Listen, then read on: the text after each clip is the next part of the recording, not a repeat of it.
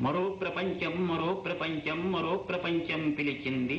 పదండి ముందుకు పడండి తోసుకు పోదాం పోదాం పై పైకి.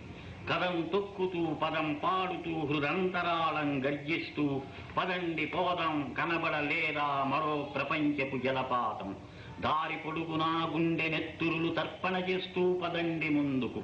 బాటలు నడచి పేటలు కడచి కోటలన్నిటిని దాటండి.